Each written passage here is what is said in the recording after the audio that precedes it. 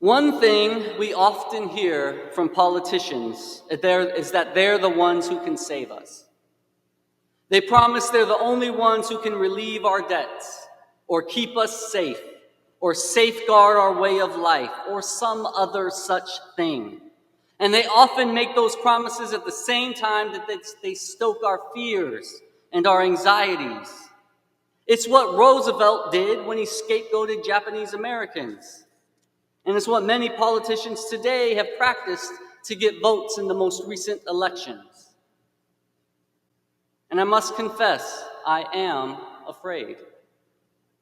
I remain afraid for immigrants and women who need health care, and Palestinians living in Gaza and the West Bank, and unarmed black men in suburban neighborhoods, and poor workers in Appalachian mines and California vineyards.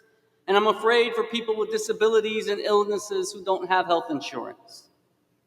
I'm afraid that declines in democracy will create more opportunities for tyranny, both here and around the world.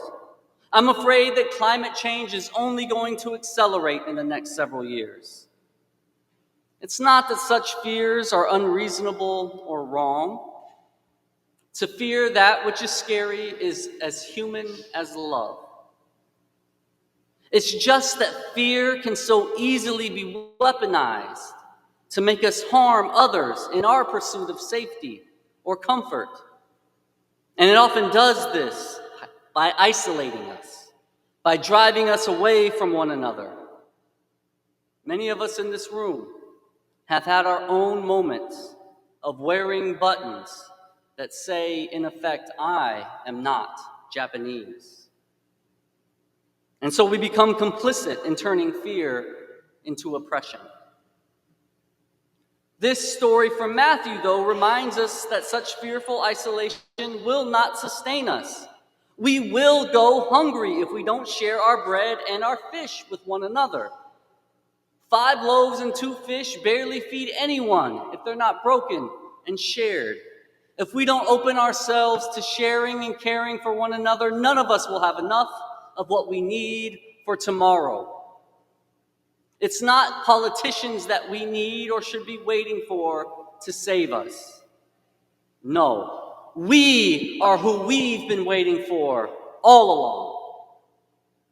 If we would take our bits of bread and our bits of fish and would pass them on, if we would care for one another in the desert, if we would meet one another with compassion, we will have more than enough.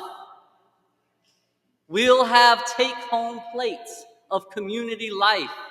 The miracles of Jesus will keep growing. The kingdom will keep coming.